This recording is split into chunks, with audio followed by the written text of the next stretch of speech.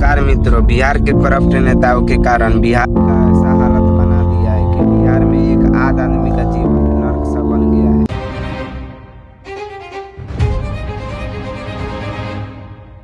आज बिहार में गरीबी, करप्शन, माइग्रेशन घोटाला चरम सीमा पर पहुंच गया है। अगर हम बात करें भारत की सबसे गरीब राज्य की, तो वो है बिहार, जहां गरीबी ऑलमोस्ट 52% है।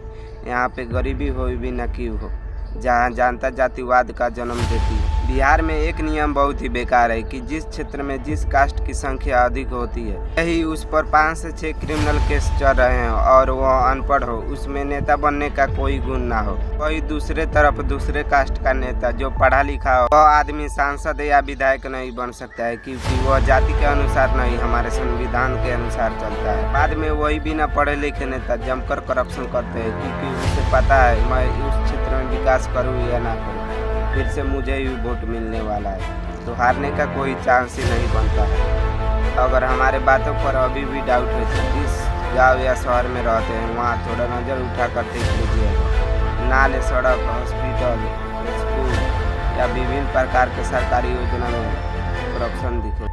विभिन्न प्रकार के सरकारी योजना में करप्शन हुआ है कि नहीं, यकीन मानते हैं आपको करप्शन की पीरियड देखेगा। यह करप्शन कौन करता है? नेता और उनके इशारे पे काम करने वाले कर्मचारी ही तो करते हैं। बिहार में 15 दिनों में 11 ब्रिज कोलैप्स हो जाते हैं। इनमें से तो कुछ ब्रिज बने भी नहीं थे, बनने की प्रक्रिया में थे। और बिहार में खबर आती है कि iron bridge, railway track, diesel engine चोरी हो जाती है। इन सभी मामलों में किसी न किसी तरह नेताओं का ही हाथ होता है। बिहार में आरजेडी 15 सालों तक और जेडीयू 18 सालों तक शासन करते आ रहे हैं। इन दोनों पार्टियों ने मिलकर बिहार को बर्बाद कर कर रख दिया है। लालू यादव पर 950 करोड़ का चारा घोटाला का केस हुआ था, जिसमें वह 14 सालों तक जेल में रहे थे।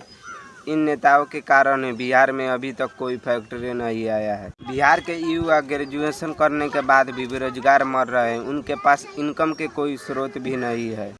वह रोजगार के लिए किसी भी तरह दूसरे राज्य में जाते भी हैं तो वहाँ तरह तरह के बातें और गालियाँ खाने को मिलती है।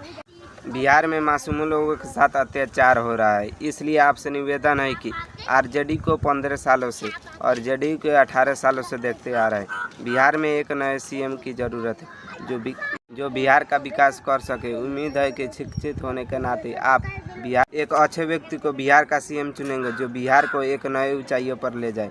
और कमेंट में बताएं बिहार का नेक्स्ट सीएम कौन होना चाहिए। धन्यवाद।